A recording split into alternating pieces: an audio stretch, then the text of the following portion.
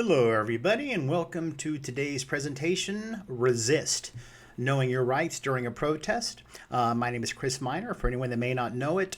Generally, I do waste an entire slide in a few minutes introducing myself. I do not feel that is necessary anymore. Let's just say I'm a local concerned activist. Today I am presenting on behalf of Illinois Legal Aid Online, for whom I volunteer.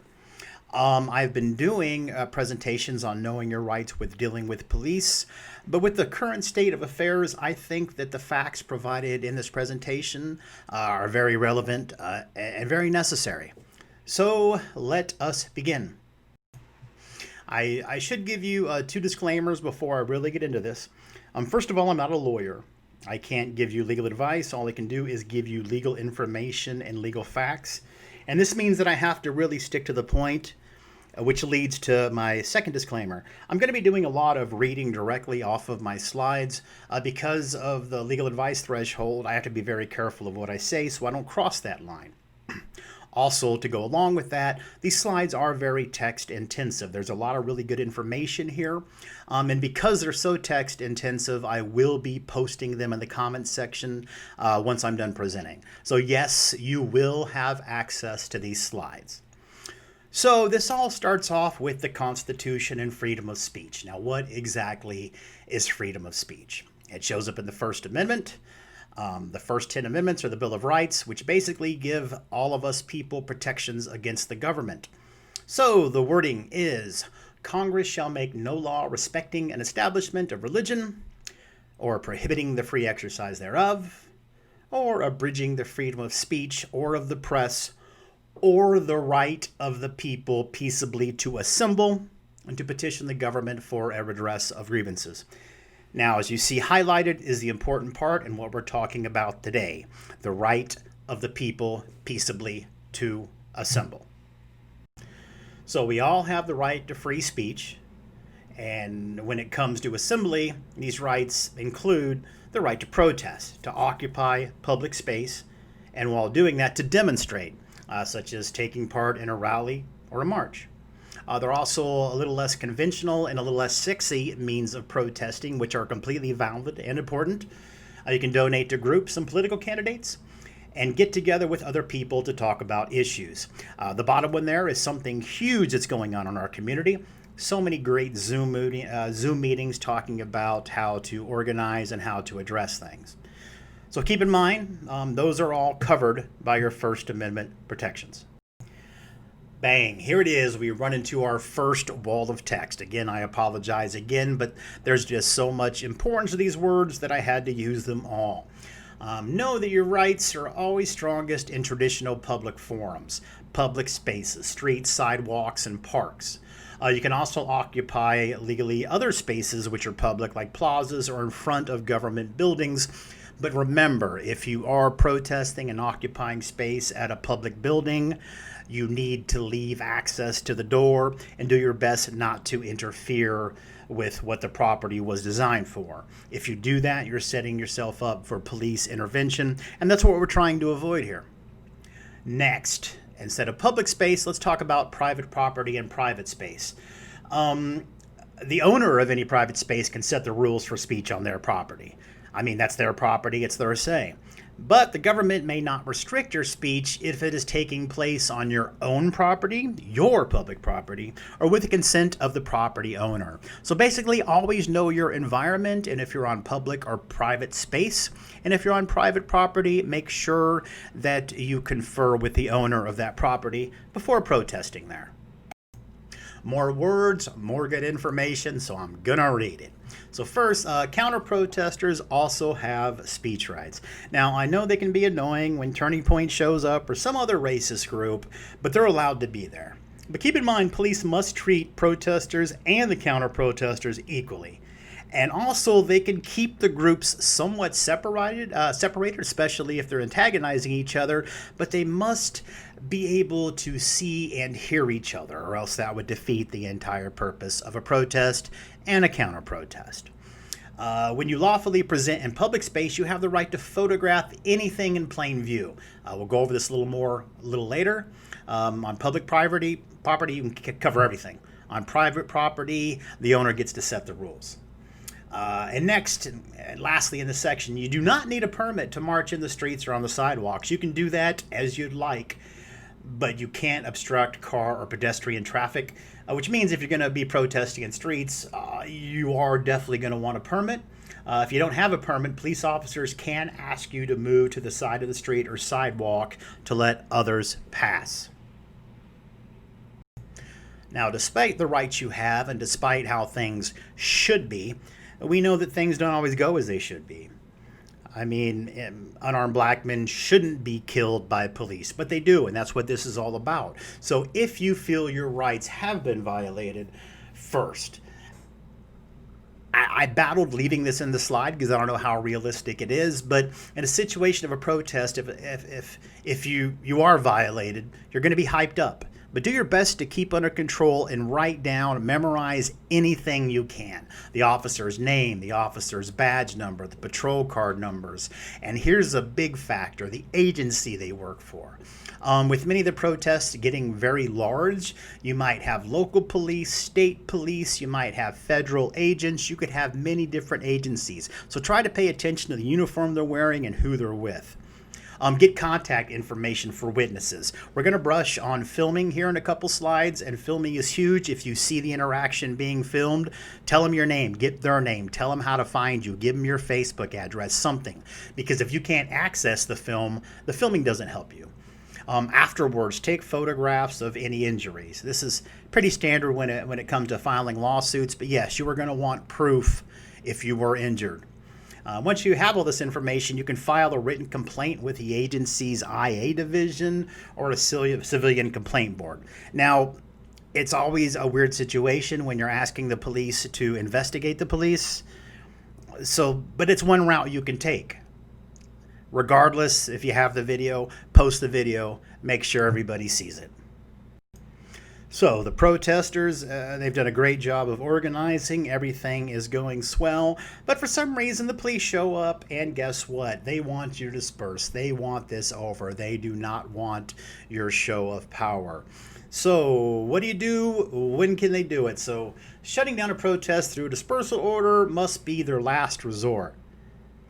They may not break up a gathering unless it's clear and present danger of a riot about to pop off, some serious disorder, interference with traffic, or other immediate threat to public safety. So yes, if they offer a dispersal order, they must provide a reasonable opportunity to comply, give you good time, and unobstructed exit path. So yeah, you can ask them why. And aside from asking why, you got to receive clear and detailed notice of the dispersal order, including how much time do we have?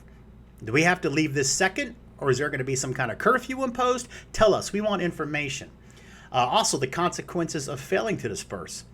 Well, hey, Mr. Officer, what if I don't leave? What happens then?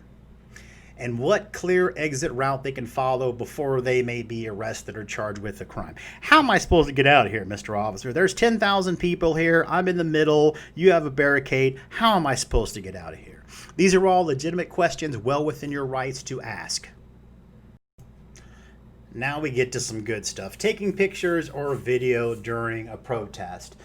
With here, anytime at a protest, I am generally live streaming on and off. I prefer live streaming than to actually recording video, because with the live stream, should something happen, you've already got your audience built. People are already tuning in. You don't have to stop filming and send it to somebody. It's there. So when you are lawfully present in any public space, you have the right to photograph anything in plain view. This includes the buildings and the police. As we covered earlier, private property, it's all about what the owner of the private property allows. Police cannot confiscate or demand to view your photos or videos without a warrant, and they definitely cannot delete any data under any circumstances. However, they may order citizens to cease activities that are truly interfering with legit law enforcement operations. So kind of like at the top right, when you see the gentleman, that guy filming is very close. I'm glad he was allowed to get that close, but realize in real life, if you get that close to a detainment or an arrest, you probably will be asked to back up.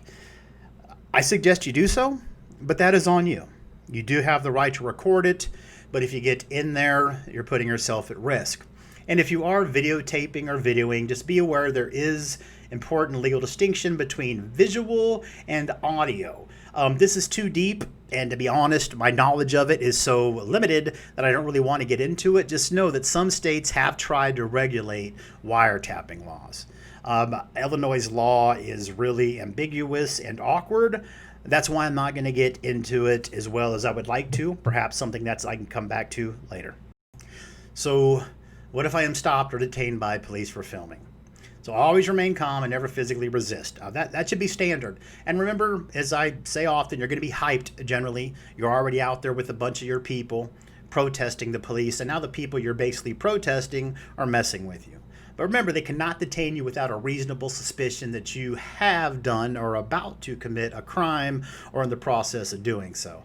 That kind of refers back to the Terry stops. So then it comes with, am I being detained? Am I free to go? Am I being detained? Am I free to go? Over and over.